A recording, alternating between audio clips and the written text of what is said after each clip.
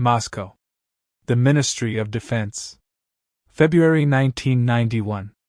In the midst of a frigid room that smells of stale tobacco mingling with nervous sweat, a chill permeates not only the air but the souls of those present, a cold, unyielding reminder of deep winter in the Soviet Union, a season that echoes the icy grip of political stagnation and peril enveloping the fading empire. Yet, within this isolated briefing area devoid of any natural light, where the walls seem to whisper tales of relentless vigilance, the highest-ranking generals are not preoccupied with the crumbling economy or the simmering unrest in the Baltic states.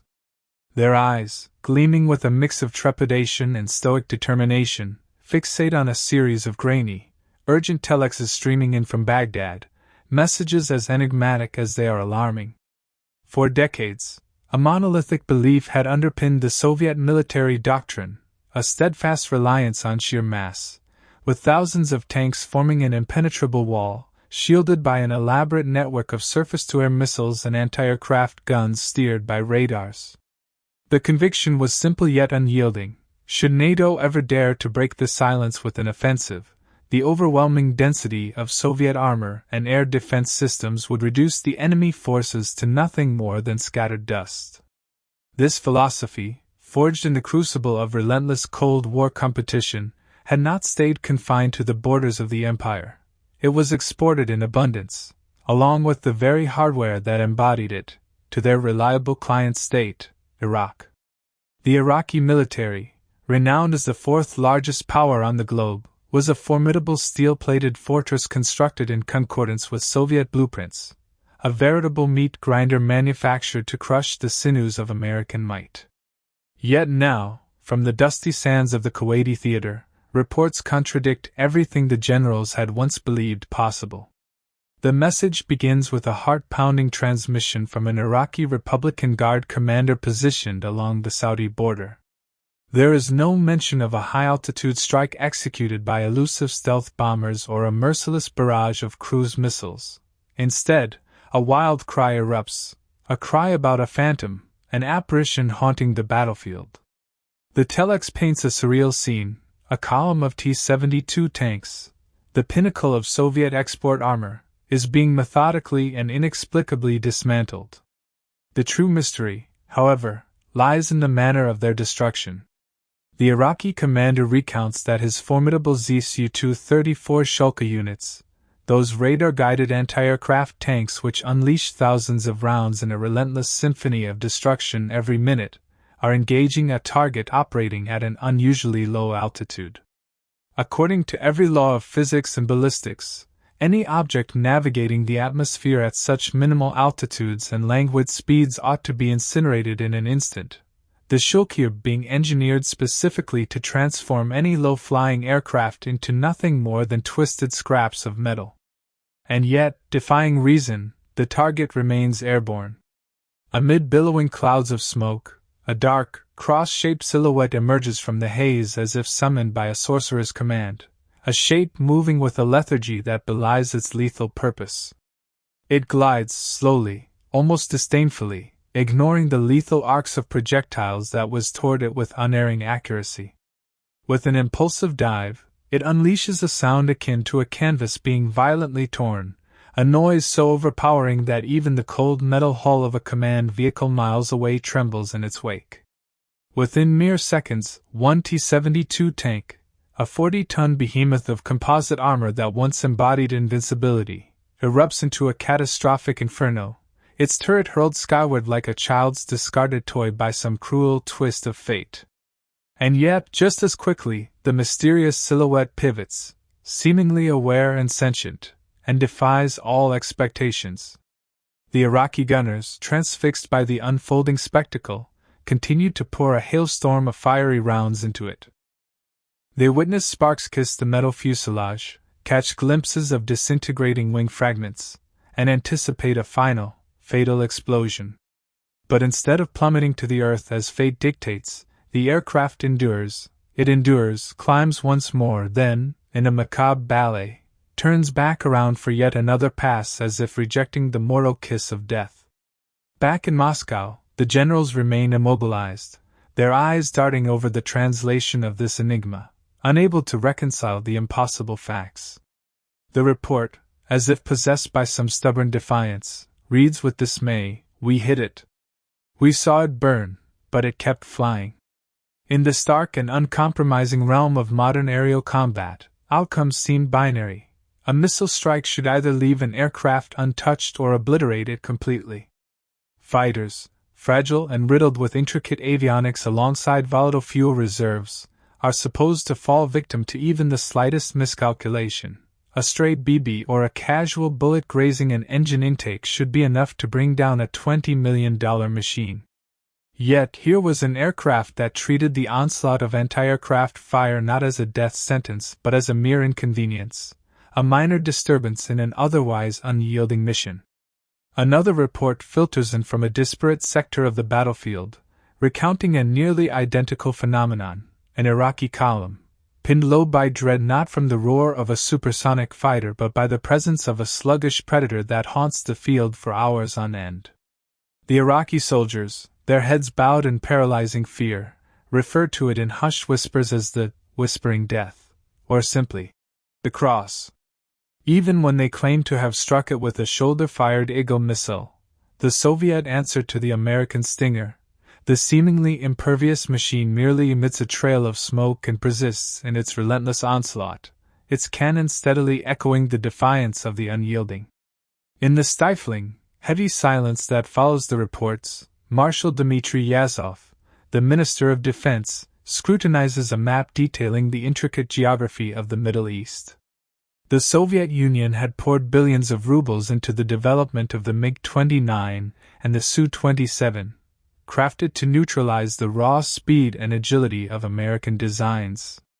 Decades upon decades were devoted to perfecting the S-300 missile systems, sophisticated enough to bring down bombers soaring high above the clouds. Their preparations had focused on a war fought with speed, advanced electronics, and lofty altitudes, not a war pitted against an unyielding brute force. What, then, was this aberration? A general whispers almost inaudibly, his query dripping with both disbelief and intrigue. Is it the advent of a novel helicopter model? A drone, perhaps? No, a measured response from an intelligence officer slides across the table, a faded reconnaissance photograph. In that grainy image, a vague, blurry shape looms, a figure with straight wings and wing engines perched high on its tail, evoking not the sleek modernity of a 1990s spacecraft, but rather the antiquated silhouette of a relic from the bygone 1940s. It is the A-10. The Americans have christened it the Warthog. The generals meet the revelation with dismissive scoffs. They have perused the specs in Jane's Defense Weekly. The A-10 is known to them as slow, devoid of sophisticated radar, and quite frankly, unsightly, a warhorse that had been earmarked for retirement by the U.S. Air Force years ago on grounds of its vulnerability on the contemporary battlefield. Their assessment was crystalline. In a conflict marked by explosive intensity, the A-10's existence would be measured in mere minutes, a target to be eliminated rather than a formidable threat. And yet, why then do the reports paint a scene of T-72 tanks bathed in flames? Why do the elite Republican Guard units, once the epitome of martial precision, abandon their ironclad vehicles and scatter into the barren desert at the faintest growl of its engine? Is it the incompetence of the Iraqi crew, or has the American mind forged a new kind of armor beyond conventional wisdom? Or is it something intrinsic to the pilot, a devotion to a lone, almost maddening form of valor that dismisses the decree of tactical common sense? One specific intercept ignites the fervor of the KGB analysts, detailing an episode where an aircraft with the call sign Sandy ventures deep behind enemy lines during a daring search and rescue mission. This intercepted transmission reveals a pilot deliberately steering his aircraft into a kill box, a zone so saturated with the lethal fire of anti-aircraft weaponry that it resembles a wall of metallic lead, an impenetrable barrage as relentless as a fortress. No pilot of reason would fly into such a maelstrom of death. It is, in every sense, suicide, but this pilot defies it by venturing inside that very storm. The Soviet military, always venerating the collective sacrifice of the soldier for the motherland, views bravery as the shared triumph of a unified force. However, the audacity of this American pilot, risking life and limb with a reckless individuality that borders on insanity, is interpreted instead as a solitary, almost narcissistic defiance. As if to further compound the irony, he pilots a slow-moving behemoth into the heart of the Soviet air defense network, a deliberate provocation that taunts the gunners as casually as one might crush a cigarette into a brimming ashtray. He dares to mock their meticulously honed weaponry. The enigma intensifies further. Confirmations arrive that this very aircraft has sustained critical damage. Its hydraulics have been obliterated, its flight controls brutally severed, and half of its tail ruthlessly stripped away. By every natural law, the shattered fuselage should have succumbed to a spiraling descent, the plane destined to plummet to the unforgiving earth. MiG-23 and MiG-25 pilots, trained to favor survival over stubborn perseverance, would have ejected mere minutes earlier, yet the radar steadfastly tracks the sandy flight as it limps back to base. It navigates on manual reversion, a mode of flight demanding monstrous physical strength. As if maneuvering a truck devoid of power steering, its control surfaces tugged and pulled by cumbersome cables and archaic cranks. The Soviets are confounded, caught in the throes of witnessing a technological impossibility unfold before their very eyes, a spectacle that defies the very essence of contemporary warfare. They are left grappling with the unfathomable. How could a machine, designed to perish under such grievous assault, refuse to die? Why do weapons, engineered to devastate nimble, sleek fighters like the F-16 or F-15 with unerring precision, seem impotent in the face of this airborne juggernaut, a flying tank that shrugs off fatal strikes as if they were mere annoyances? In a swift, tremulous command echoing from the labyrinthine halls of Moscow, orders are dispatched to the KGB residence in Baghdad. The directive is clear yet laden with urgency: uncover the composition of this aircraft, unravel the mystery of its immortality, and bring back its shattered wreckage. Thus begins the unraveling of a mystery that threatens to dismantle decades of Soviet military doctrine. What initially appeared to be a localized skirmish in the unforgiving desert now looms large as a live-fire exam of their entire military theory. If a 40-year-old Soviet tank doctrine, bolstered by state-of-the-art anti-aircraft technology, fails to neutralize what is perceived as an obsolete American aircraft, then the legendary Red Army might be nothing more than a paper tiger, a facade of power that belies its underlying vulnerability. Within the hushed confines of the briefing room, a palpable panic descends. The generals, their faces etched with both disbelief and mounting anxiety, scramble to fathom the emerging anomaly. Are the Iraqi crews simply inept, or have the Americans conjured a miracle in the guise of armored defiance? Or perhaps, is there an element intrinsic to the pilot, a spirit so ferociously individual, so defiantly reckless, that it challenges the very principles of modern aerial combat?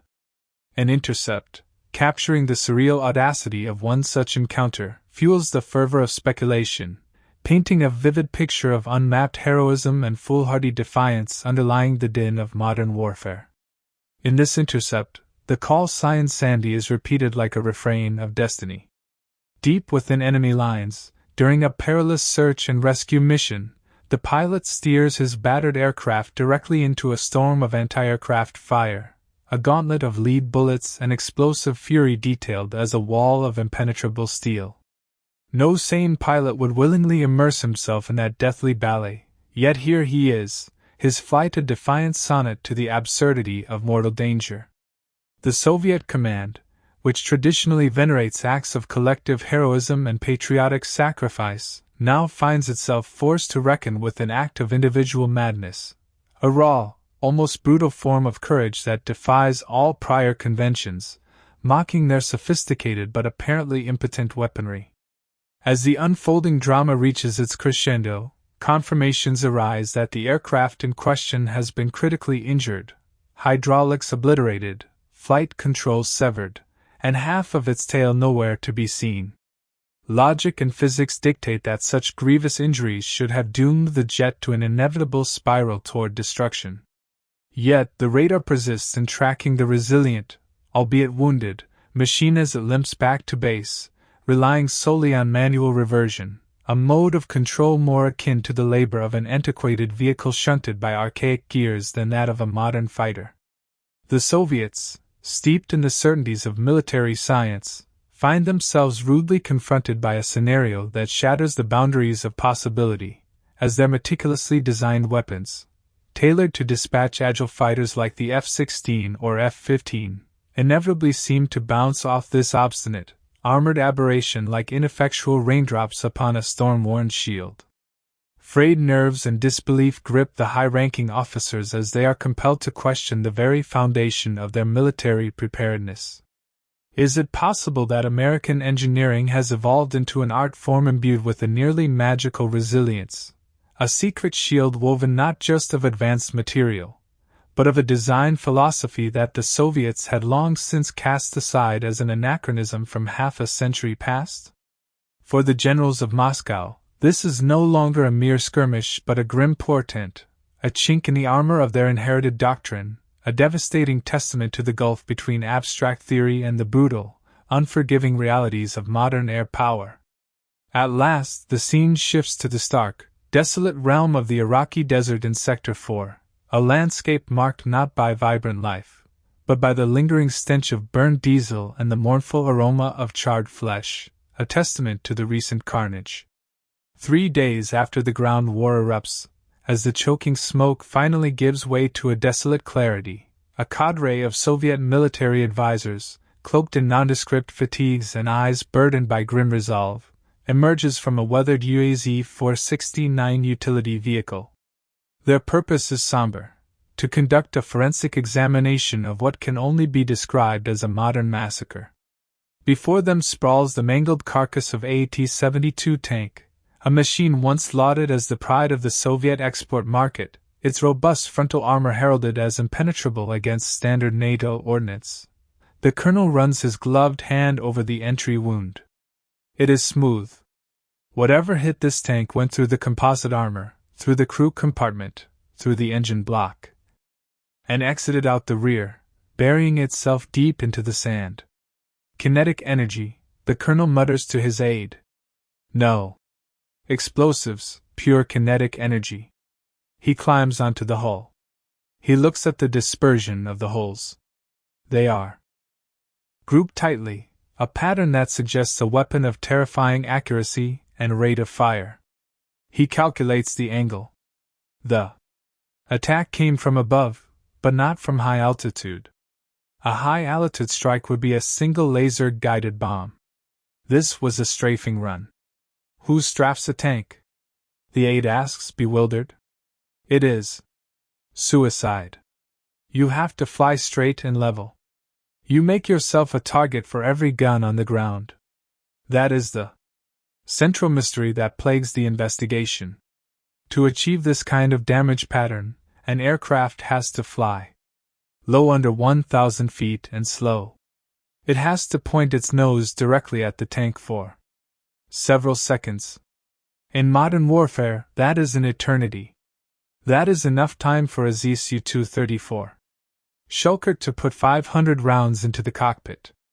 The advisors move to the next vehicle. It is a BMP-2 infantry fighting vehicle. It has been torn in half. The ammunition inside detonated, but the primary cause of death was the same. Massive high-velocity slugs raining from the sky. They interview the survivors. The Iraqi soldiers are huddled in a bunker, eyes wide, morale shattered. They are battle-hardened troops who fought around for 8 years. They are used to artillery. They are used to gas. But they are broken by this. It sounds like a fart, one soldier says, staring at the ground. A loud electric buzz. And then everything explodes. Did you fire back? The Soviet colonel demands. Yes, we fired everything, the soldier shouts, his voice rising in hysteria. We hit it. I saw pieces fall off. I saw smoke, But it didn't care. It just turned around and killed the captain. The report that goes back to Moscow is filled with contradictions. The Soviet analysts are trying to fit this square peg into a round hole. Their entire understanding of air combat is based on speed and evasion. The MiG-25 aircraft flies at Mach 3 to outrun missiles. The 222 bomber flies high to avoid flak. This American Ghost flies at 300 knots, slower than a World War II propeller plane in a dive, and absorbs punishment like a boxer. The investigation shifts to the technical capabilities of the enemy. The KGB Technical Directorate begins scouring their files on American close air support projects. They dig up old intelligence from the 1970s. They find references to a competition between two American companies, Northrop and Fairchild Republic. They find a project code named Axe. It cannot be the X. A senior analyst argues during a heated meeting in the Kremlin. That project produced the A-10. It is a subsonic brick. The Americans themselves hate it. The U.S. Air Force tried to cancel it 3 times. They want F-16 aircraft. They want fast jets. Why would they deploy a cancelled failure to the most important war in 20 years? It is a logical question. The Soviets knew that the U.S. Air Force hierarchy was dominated by the fighter mafia generals who loved speed, afterburners, and air-to-air combat. The A-10 was the ugly stepchild. It had no radar. It had no afterburners. It looked like a dragonfly with a glandular problem. The Soviets had dismissed it as a target drone. But the battlefield evidence tells a different story. The target drone is killing the Republican Guard. As the investigation deepens, the Soviets begin to build a legend around the aircraft, fueled by the paranoia of the unknown. They start to suspect that the Americans have developed a new type of material science. Titanium. The report suggests they must have encased the entire aircraft in titanium armor. It is the only explanation for the survivability. They are partially right, but they miss the scale of the engineering audacity. They cannot conceive that the Americans would build a bathtub of titanium around the pilot weighing over 1,000 pounds. To a Soviet aerospace engineer, weight is the enemy. You save weight to gain speed. Adding half a ton of armor to a plane is madness. It makes the plane heavy, sluggish, and fuel inefficient. They are sacrificing performance for survival. The analyst realizes it is a philosophical shift, but the confusion peaks when they analyze the impossible return. On a Tuesday in the second week of the air campaign, Iraqi radar tracks an American aircraft taking a direct hit from a shoulder-fired SA-16 missile. The warhead packs a significant punch designed to blow the wing off a fighter jet. The radar shows the American plane losing altitude. The speed drops. The radar signature blooms, indicating debris separation. Target destroyed. The Iraqi operator logs, but 2 minutes later, the target is still there.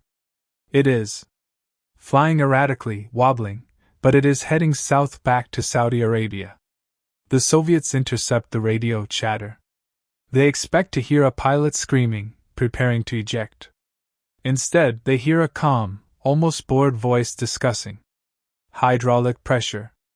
I have lost PC-1 and PC-2, the pilot says. Manual reversion is active. The Soviet translators freeze. Manual reversion. In the age of fly-by-wire systems, where computers make thousands of micro-adjustments per second to keep an unstable jet in the air, manual reversion is a concept from the history books. It means flying the plane with cables and pulleys using sheer muscle power to move the heavy control surfaces against the slipstream. That is impossible. A Sukhoi Design Bureau consultant states flatly, If you lose hydraulics on a modern jet, you are a falling rock. You cannot fly a 10-ton jet with your biceps. They suspect it is a code. Manual reversion. Must be a code word for a backup electronic flight system, a secret computer brain that takes over. They cannot believe that the Americans have built a fail-safe so primitive, so mechanical that it allows a pilot to wrestle a shattered plane home like a crippled tractor. The wrong conclusions pile up. The Soviets theorize that the A-10 pilots are on performance-enhancing stimulants to endure the stress. They theorize that the aircraft has a secret active protection system that shoots down missiles. It doesn't. They theorize that the engines have a magical heat suppression system because the heat-seeking missiles keep missing or locking onto the wrong part of the plane. They are overthinking it. They are looking for high-tech answers to a problem the Americans solved with low-tech genius. The paranoia reaches a fever pitch when the highway of death incident occurs. Thousands of retreating Iraqi vehicles are trapped on Highway 80. The A-10 aircraft descend like vultures. The carnage is so absolute, so total that the Soviets watching the satellite imagery are horrified. This isn't war. It is industrial dismantling. The Soviet generals realize that their T-72 tanks, the iron fist of the Warsaw Pact, are obsolete, not because they can't shoot, but because they are being hunted by a predator they cannot kill. They need to know the source of this power. They need to understand the weapon that is punching those holes. They have seen the plane, but they haven't seen the gun. The intelligence photos show a nose cone with 7 barrels, but the scale is hard to judge. It looks like a Gatling gun, the report says. But bigger. How much bigger? Moscow asks. We don't know, the Baghdad resident replies. But the soldiers say that when it fires, the plane actually slows down. That claim is dismissed as battlefield myth. Physics dictates that recoil cannot significantly affect the forward momentum of a jet aircraft. It sounds like a tall tale, a ghost story told by terrified conscripts. But the Soviets are about to learn that the myth is real. They are about to discover that the Americans didn't build a plane and put a gun on it. They built a gun, a weapon of monstrous proportions, and wrapped a plane around it. The investigation is over. The evidence is undeniable. The Soviets have underestimated the A-10 Warthog because they judged it by the metrics of the jet: age, speed, and altitude. They failed to measure it by the only metric that matters in the mud and blood of the battlefield: lethality. Now we shift our gaze across the ocean. While the Soviets were scrambling to explain the ghost in the desert, we go inside the secret meetings in the 1970s where a group of rebels within the Pentagon fought to build this ugly, indestructible beast. The Pentagon, Arlington, Virginia, 1970.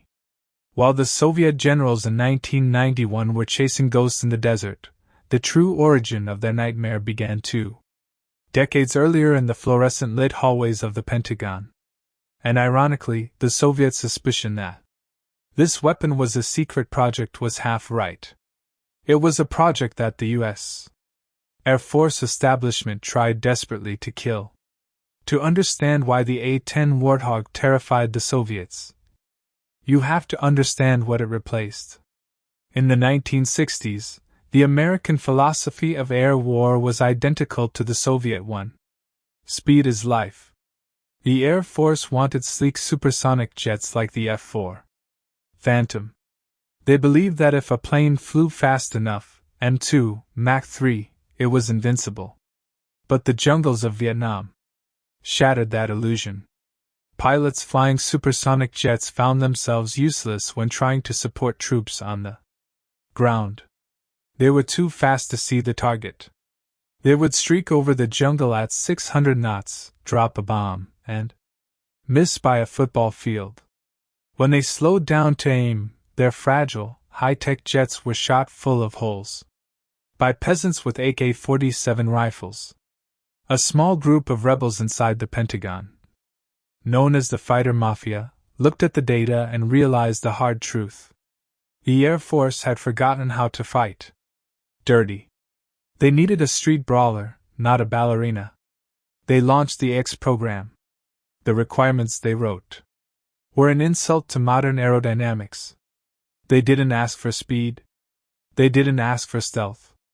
They asked for a plane that could loiter over the battlefield for hours, fly under the weather, and most importantly, survive a direct hit from the very weapons the Soviets were mass-producing.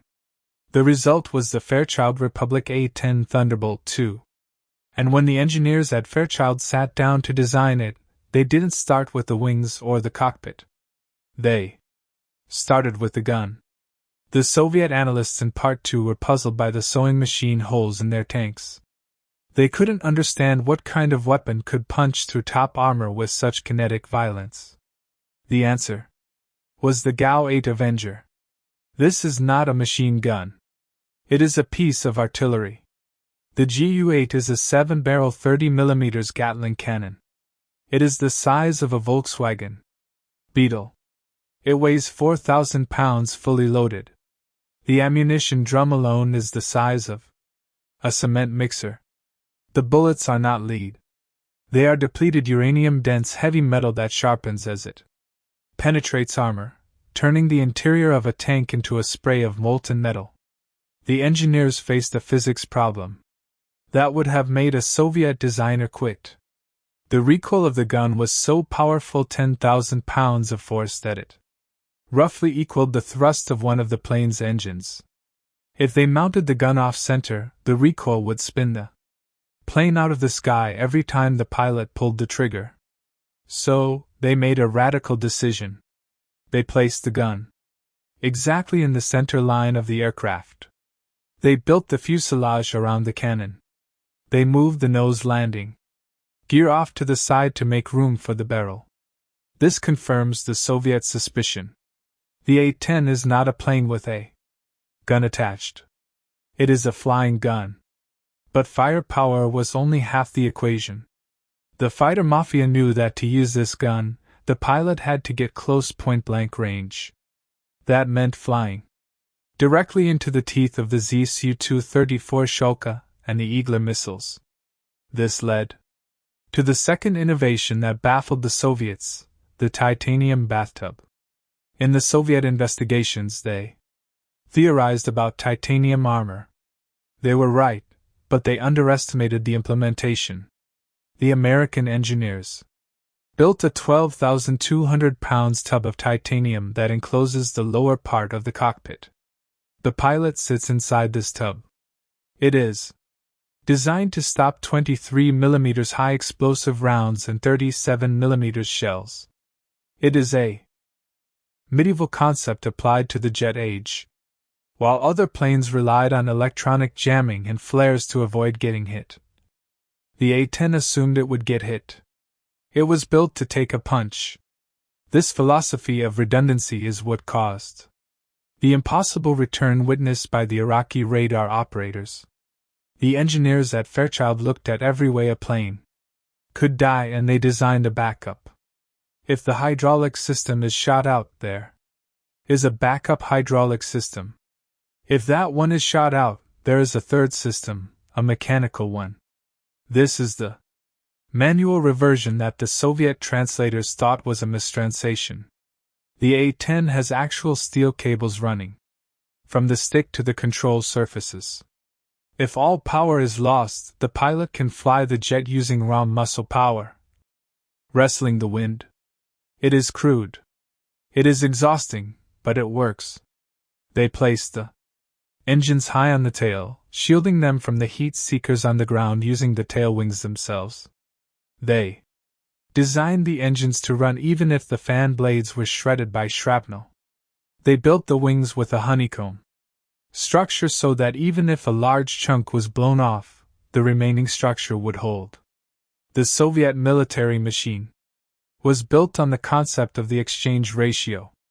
They accepted that they would lose tanks and planes, but they had more of them. The American A-10 flipped this logic. It was a force multiplier. 1. A-10 could stay in the fight after taking damage that would ground an entire squadron of MiG-29 aircraft.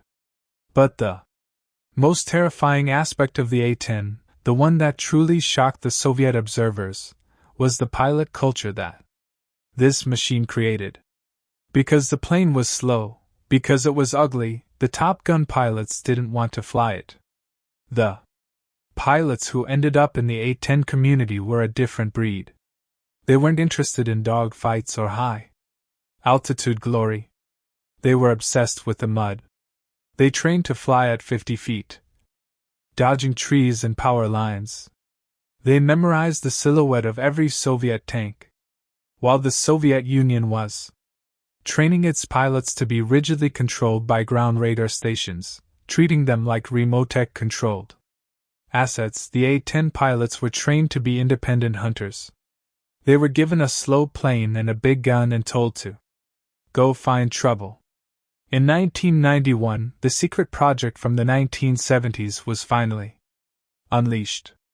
The Soviets were looking for high-tech explanations.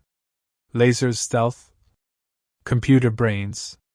They didn't realize they were facing a brute force solution to a high-tech problem. The Americans had brought a sledgehammer to a chess match. And as the ground war and Desert Storm intensified, the Soviets were about to get the reveal they had been dreading. The investigation was about to end, not with a report, but with a moment of clarity so shocking it would rewrite their military textbooks. Moscow. The Kremlin Archives. March 1991. The war in the desert is ending, but the shock wave is just hitting the Kremlin. The investigation that began with confused reports of ghosts and indestructible planes has culminated in a final devastating briefing. The mystery is solved, and the answer is far worse than the Soviet generals feared. The shock moment arrives not with a bang, but with a heavy metallic thud on a wooden table. A GRU intelligence officer places a single object in front of the gathered marshals. It is an inert 30mm shell, recovered from the sands of Kuwait. It is not a bullet. It is a monstrous slug, the size of a human forearm encased in aluminum but hiding a dense dark secret. At its core, this is what is killing the tanks. The officer announces it is depleted uranium. A murmur of disbelief ripples through the room. The Soviet chemists and physicists know the properties of depleted uranium. It is a byproduct of nuclear enrichment. Incredibly dense and self-sharpening. When it hits armor at high velocity, it doesn't just mushroom like lead. It shears, stays sharp, and burns its way through steel like a plasma cutter. They are firing these. The officer pauses, consulting his notes at a rate of 3,900 rounds per minute. The generals stare at the shell. They do the math. That is not a strafing run. That is a laser beam of heavy metal. The sewing machine mystery is solved. The A-10 aircraft doesn't need to hit a specific weak point on AT-72 tank. It doesn't need to find the engine vent. It simply washes the tank in a stream of uranium, and the kinetic energy alone liquefies the crew inside. The reveal deepens when the technical schematics of the A-10, finally fully appreciated by Soviet intelligence, are overlaid with the damage reports. The pilot sits here. The officer points to the nose section inside a titanium tub. We thought this was a figure of speech. It is literal. The Americans built a tank turret, put wings on it, and put a man inside. This is the moment the paradigm shifts. The Soviets realize they have been fighting the wrong war. They spent billions on the S-300 missile systems and the Tunguska anti-aircraft vehicles to track and kill high-flying, fragile jets. They built a defense network designed to catch a Ferrari. The Americans sent a bulldozer. The realization turns to horror as they review the transcripts of the impossible return. They finally understand why the plane didn't die. The reports show A-10 aircraft returning to base with half a wing missing, with one engine blown off, with the fuselage riddled with hundreds of holes. One specific photo smuggled out of a U.S. air base shows an A-10 Warthog sitting on the tarmac. It looks like a sieve. The tail is shredded. The hydraulics are gone. The pilot is climbing out unharmed, patting the side of the jet. It is not that they are invisible, General Yazov whispers, realizing the strategic nightmare. It is that they simply do not care if we shoot them. This is the insane bravery that shocked the generals. The American pilots knew they were flying into a meat grinder. They knew the radar was lighting them up, but they trusted the titanium bathtub and the redundancy of their machine so implicitly that they flew into the fire, not away from it. Desperate to save face and to save their Iraqi allies who were being slaughtered, the Soviet advisors in Baghdad had attempted one final futile countermeasure. They had advised the Iraqi air force to deploy their interceptors. Use the MiG-25 aircraft, the Soviets urged. Use the MiG-29 aircraft. The A-10 is slow. It is a sitting duck for a supersonic fighter. On paper, this made sense. A MiG-25 Foxbat can fly at Mach 3. An A-10 flies at 300 knots. It should be a slaughter. But the reality of the futile response was a humiliation. The reports detail an engagement where an Iraqi MiG-25 aircraft tried to hunt a flight of 8 seconds. The MiG-25 roared in at high speed, its radars searching the sky. But the 8 seconds weren't in the sky. They were down in the weeds, flying 50 ft off the hard desert floor. The MiG-25's radar, designed to look up at bombers or straight ahead at fighters, was useless. The ground clutter, the return signals from the Earth itself, blinded the sensors. The 80 seconds were invisible, not because of stealth technology, but because they were hiding in the dirt. The MiG-25 pilot, moving at supersonic speeds, couldn't slow down enough to engage. He zoomed past, turning a wide circle that took miles to complete. By the time he turned back, the 8 seconds had vanished into a wadi or turned tightly inside his radius. It was a hawk trying to catch a rat in a burrow. The speed difference, which the Soviets thought was their advantage, became their undoing. The A-10 was too slow to be killed. And then the ultimate insult occurred. In one rare instance of air-to-air combat, an A-10, the slow, ugly bomber, actually shot down a helicopter. The predator became the prey. The Soviet doctrine of air superiority through speed collapsed. The shock moment in the Kremlin is total. The generals realize that the Americans have mastered a domain of war that the Soviets neglected: the psychological terror of the low and slow attack. The T-72 tank is dead, a tank commander states, his voice flat. If this aircraft exists, armor is obsolete. It is a hyperbolic statement, but in the heat of the moment, it feels true. The A-10 didn't just destroy tanks. It destroyed the concept of the tank column. No Soviet general could ever again confidently order a mass-armored advance without asking, "Where are the warthogs?" The mystery of the ghost in the desert is solved. It wasn't a ghost. It was a flying gun piloted by men who flew with a reckless disregard for death, protected by a titanium shield that Russian engineers had deemed too heavy to be practical. The investigation is closed. The result is a catastrophe. For Soviet military exports, who would buy a T-72 tank now knowing it can be opened like a tin can buy a plane that the U.S. Air Force wanted to retire? But the impact goes deeper than just Tank sails as the smoke clears over the highway of death. The Soviet leadership is forced to confront a macroeconomic reality that spells the end of their empire. The A-10 was not just a victory of engineering. It was a victory of a system that encouraged innovation, redundancy, and individual pilot initiative over rigid central control. Moscow. The Ministry of Defense. August 1991. The desert heat has faded from the headlines, but in the chilled corridors of Soviet power, the freeze is setting in. The Soviet Union is only months away from its total collapse. While political unrest and economic stagnation are the visible cracks in the foundation, the military report on the A-10 Warthog acts as a silent structural failure deep within the empire's psyche.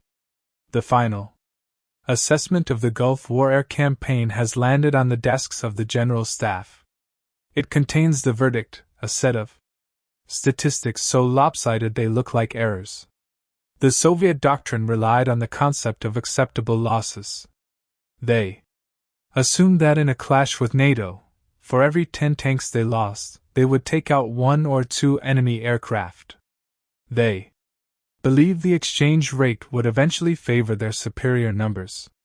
The report destroys this assumption.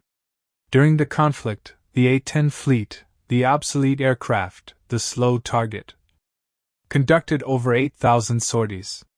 They fired over 780,000 rounds of 30mm depleted uranium ammunition. The result, they destroyed 987 tanks. They destroyed nearly 1,200 artillery pieces. They obliterated over 2,000 other military vehicles. And the cost, the Americans lost only 6 A-10 aircraft to enemy fire. The generals stare at the numbers. The ratio is not 10-1. It is nearly 165-1. For every Warthog brought down, an entire armored regiment was wiped off the map. This is the killer statistic that signals the end of an era. The T-72 tank, a machine that cost millions of rubles to build, crew, and maintain, was being dismantled by a 3-second burst of cannon fire that cost less than a standard civilian car. The economic asymmetry is devastating.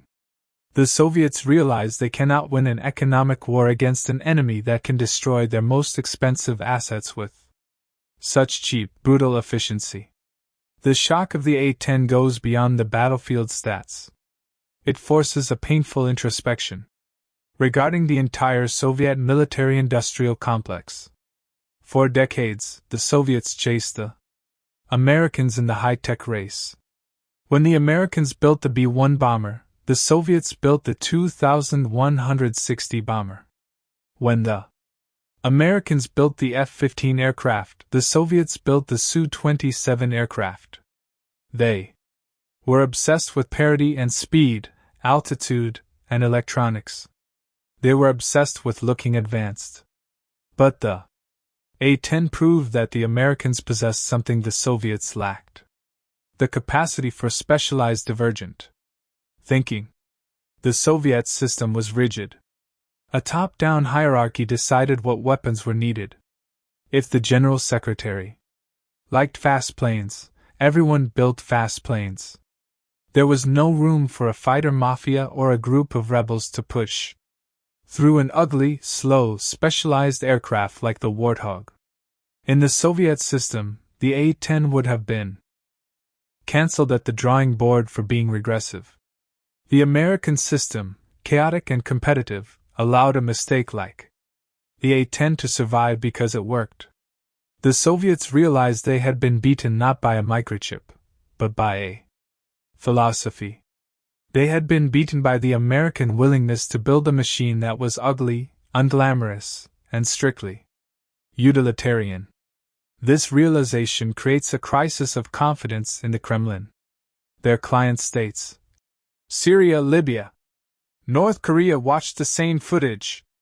They saw the burning T-72 tanks.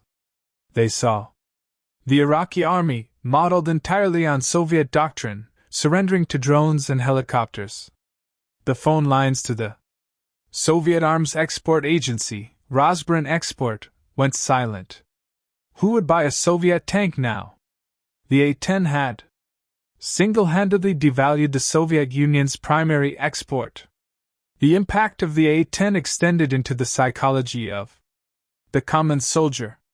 In the interrogation rooms of Saudi Arabia, Iraqi prisoners of war, conscripts, and Republican Guard alike spoke of the aircraft with a reverence reserved for natural disasters. They didn't fear the high-flying F-16 aircraft. Those bombs fell silently. It was a lottery of death. If you died, you never knew it. But the A-10 was personal. The soldiers described the sound, the burr. Because the bullets travel faster than sound. The target dies before they hear the gun. If you hear the noise, it means you are alive, but it also means the plane is circling back. This psychological terror, the whispering death, broke the will of the Iraqi army faster than hunger or thirst. Soviet observers noted this carefully. They realized that the Americans had reintroduced fear into the sterile equation of modern warfare. They hadn't just built a weapon, they had built a monster. In the years following 1991, as the Russian Federation emerged from the ashes of the USSR, the lessons of the A-10 forced a radical redesign of their armor. The modern Russian T-90 tanks and the T-14 Armata tanks are now covered in reactive armor and active protection systems. Desperate attempts to stop the kind of kinetic penetrators. The pros are 10 fires. They spent the next 30 years trying to armor their tanks against a plane that was designed in 1972. The Cold War is over. The Berlin Wall is dust. The Soviet Union is a memory. The T-72 tanks that once threatened to roll across the full gap are now rusting in scrapyards or burning in new wars. But the A-10 Thunderbolt II remains. The U.S. Air Force has tried to retire it half a dozen times since Desert Storm. They call it too old. They call it too slow. They say it cannot survive in a world of hypersonic missiles and laser weapons. They want to replace it with the sleek, invisible F-35 aircraft. But every time a war starts in Afghanistan, in Iraq, again in Syria, the soldiers on the ground make the call. They don't ask for the invisible jet that flies at 40,000 foot, they ask for the hog. They ask for the ugly machine that flies in the mud. They ask for the titanium bathtub. They ask for the gun. The mystery that baffled the Soviet generals in 1991 has become a legend. The A-10 proved that in a world obsessed with the future, there is no substitute for a weapon built to survive the brutal reality of the present. It stands as the ultimate testament to American military dominance. In the late Cold War, a machine so violently effective that it didn't just defeat the enemy's tanks, it defeated their entire understanding of how a war should be fought. As the sun sets over the boneyard in Arizona, where the MiG-23 aircraft and T-72 tanks of the old enemy sit in silence, the distinct low whine of high-bypass turbofans can still be heard overhead. The ghost is still flying. And for the enemies of the United States, the nightmare never truly ended. It just got an upgrade.